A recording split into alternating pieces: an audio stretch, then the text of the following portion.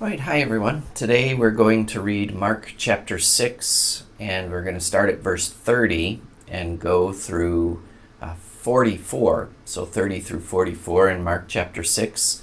And also we'll take a look at the Lord is my shepherd psalm, the Psalm of David, Psalm 23. But we'll start with Mark chapter 6. The apostles returned to Jesus and told him all that they had done and taught. And he said to them, "Come away by yourselves to a desolate place and rest a while."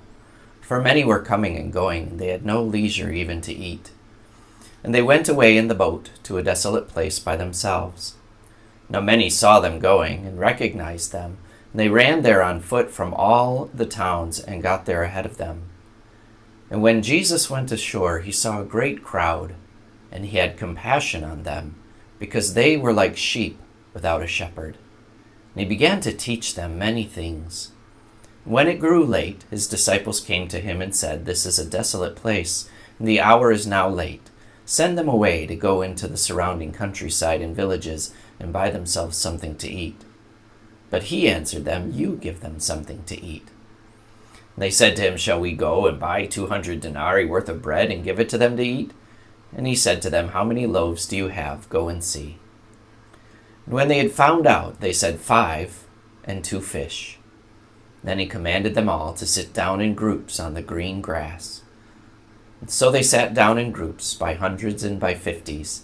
And taking the 5 loaves and the 2 fish, he looked up to heaven and said a blessing, and broke the loaves and gave them to the disciples to set before the people. And he divided the 2 fish among them all. And they all ate and were satisfied. And they took up 12 baskets full of broken pieces and of the fish. Those who ate the loaves were 5,000 men. Now, let's listen to Psalm 23. Because what we're going to do is take a look at how Jesus is the shepherd, is the good shepherd. Psalm 23. The Lord is my shepherd, I shall not want. He makes me lie down in green pastures. He leads me beside still waters. He restores my soul. He leads me in paths of righteousness for his name's sake. And even though I walk through the valley of the shadow of death, I will fear no evil, for you are with me.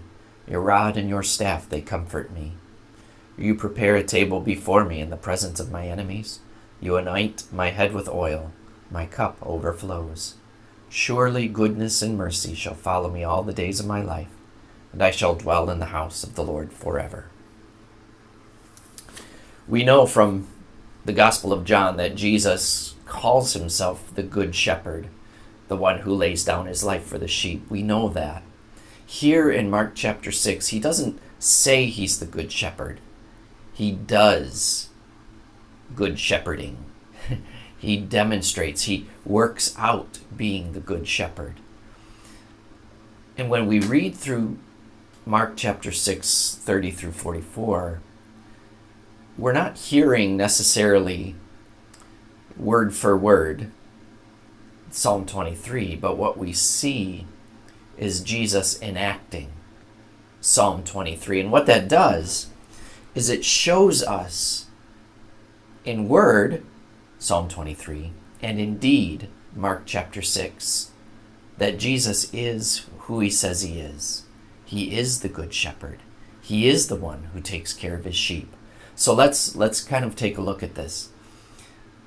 Starting at verse 36, if we take verse 36, he goes ashore.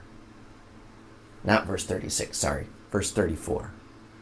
When he went ashore, when Jesus went ashore, he saw a great crowd and had compassion on them because they were like sheep without a shepherd. And he began to teach them many things. He saw the group of people. He saw this mass of wandering people who had raced around from the towns to meet them on the shore, to meet them where they were going to this desolate place. And he sees that they have no shepherd. They have no one to care for them. In spiritual matters, he will care for them in physical matters in just a minute, but the first thing he sees is the fact that they're wandering. They're lost. They're not being taken care of. Nobody is watching out for them. Nobody is protecting them. Nobody is leading them. Nobody is caring for them. And so he, as Jesus, as the Good Shepherd, his heart goes out to them. He has compassion on them. And so then he shows that he's the Good Shepherd. And the first thing he does as the Good Shepherd is not feed, is not provide water, is not do those things. He begins to teach them.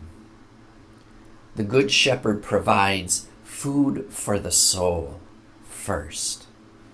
The Good Shepherd provides what they need, that sustenance for their spiritual survival, for that leading and that guiding along life's path. He is the one to teach them.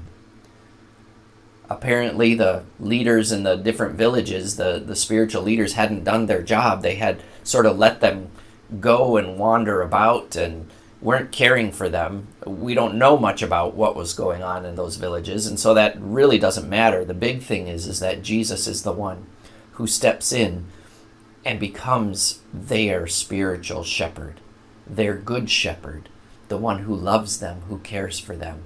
And he shows this by teaching them many things. A lot of times I think we wander about and we think we're somehow going to just stumble upon life's meaning. Like we're just going to discover it, or it's going to fall out of the sky or something. But we always have Jesus to turn to. That's the thing about this Mark chapter 6 in connection with Psalm 23, is that we know who Jesus is. We know he's the Good Shepherd. We know he's the one who cares for us, who takes care of us. And yet we sometimes still, as sheep, go wandering about, looking for greener pasture. We know what he's provided for us, but there's got to be something better. And we end up leaderless and wandering because we're trying to figure it all out ourselves. And Jesus is the one who provides that for us. He's the one who teaches us many things. And so the next thing Jesus does, as far as being the Good Shepherd, is he takes care of their needs. And at the point of the day when they're teaching, when he's teaching, it begins to get late, and they're in a desolate place, remember, because he had invited the disciples away to find a place of rest.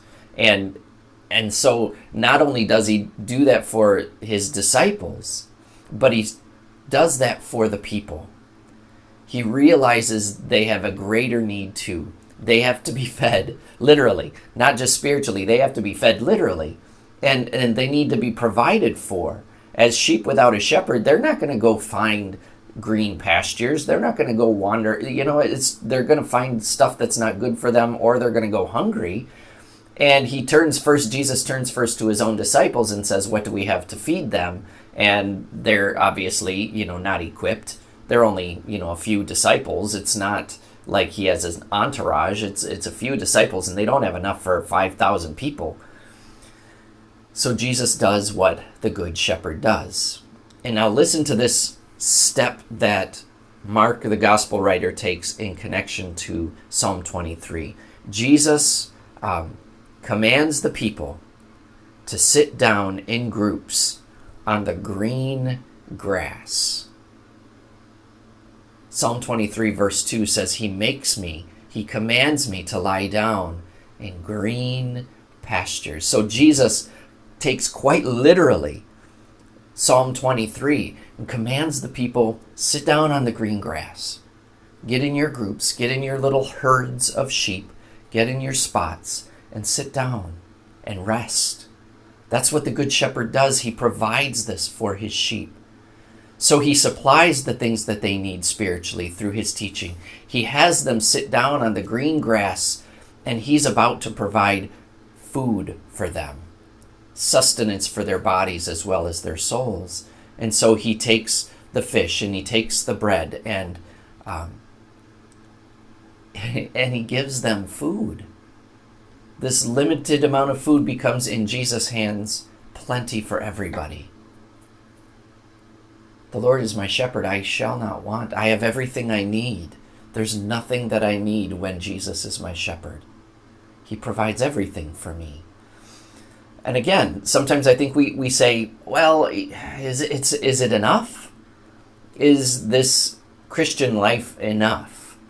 Isn't there more that I need? Isn't there more that I want? Isn't there something else out there? And we're discontent. And I'll say that, even for myself, I go through those times when there's got to be something more than that. I should be doing something more than this. There's got to be something more to feed. Where is the more? And we have to realize that Jesus provides everything that we need. There's nothing we need apart from him. He gives it to everybody. And he does so in this time too. They're sitting down in the green pastures on the green grass, and he's giving them everything they need. All that they need for this body and life. And they all ate and were satisfied, it says. Verse 42 says they all ate and were satisfied. They had everything they needed, from a few loaves of bread and a couple of fish. They had everything they needed. This is Jesus as the shepherd of his people.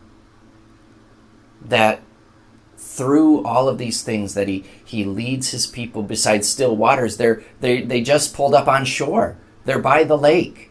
Still waters. There's no storm on the water. There's no wind whipping and sinking the boats this time. The wind and waves are calm. The water is there. It's refreshing. It's restorative. The food is there.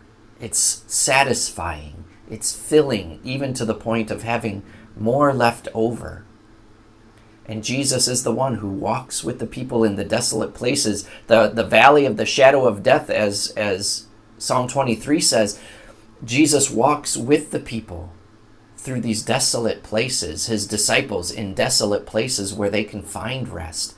I don't know that in the valley of the shadow of death is necessarily someplace we find rest, but certainly we are safe with Jesus, because he's the shepherd that provides everything we need.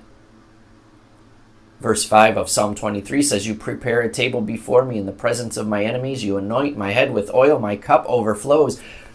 Mark chapter 6 is this an overflowing cup, an overflowing basket of fish and bread and everything they need. The table is prepared. Jesus is the one who does it, and he serves it to his people. Surely goodness and mercy shall follow me all the days of my life. We walk with Jesus and he with us. And not every day is going to be easy. Not every day is going to be simple. Not every day is going to be glorious and beautiful and blue sky and sunshine and, a life of leisure. There are going to be tough days, but goodness in Jesus and mercy in Jesus is with us every day, because as the shepherd who provides for his sheep, that's something he provides. And he promises later in John chapter 14, I shall dwell in the house of the Lord forever, Psalm 23 says, but John chapter 14 says, I'm going to prepare a place for you so that you can dwell with me forever. Jesus fulfills, lives out Psalm 23 right in front of us. Sometimes we miss it because we look at different aspects of these readings and we think different thoughts, and sometimes it misses us and escapes us. But when we can see it, when we see Psalm 23 being lived out, it's an amazing thing. So know that the Good Shepherd walks with you today. He walks with you every day. He provides everything that you need and more. Again, it's not always going to be easy. You're not always going to be content.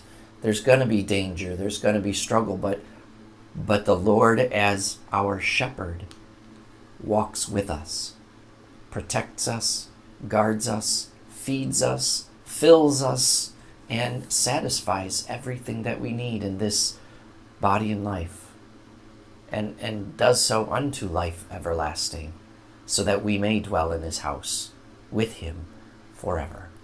Amen.